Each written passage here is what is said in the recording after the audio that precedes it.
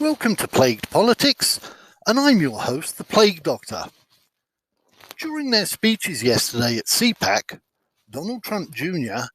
and his fiancée Kimberly Guilfoyle, they once again declared that the Republican Party, it no longer belongs to the Republican establishment, or for that matter to Republicans in general, but rather to the Trumps and the MAGA movement. Kimberly set the tone first with her comments, aimed not just at traditional voters, but also at minorities, who with former President Donald Trump as the candidate in the 2020 presidential election, those minorities voted for the Republican Party in far higher than normal numbers and percentages. Donald Trump Jr.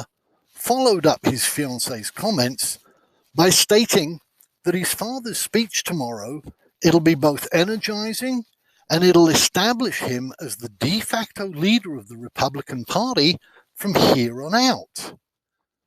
He also took aim at Republicans who have in the past disagreed with Trump, and in particular, who voted for Trump's second impeachment just recently. Yesterday, notably, it was Liz Cheney that was the target.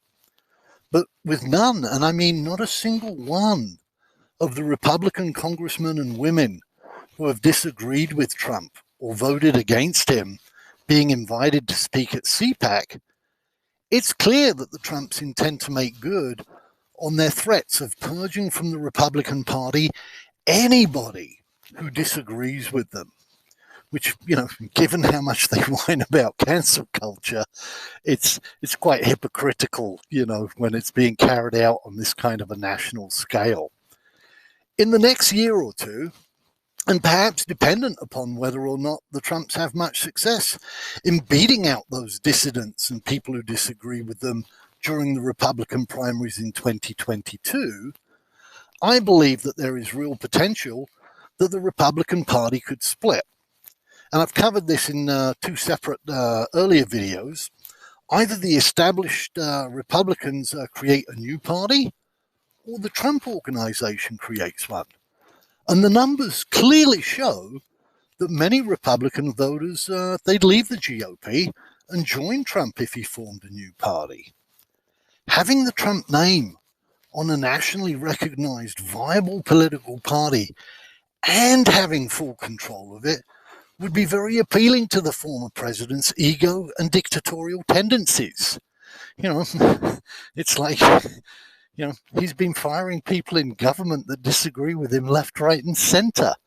And he might be testing the waters with his speech tomorrow night to see how his vision of the reborn Republican Party is received.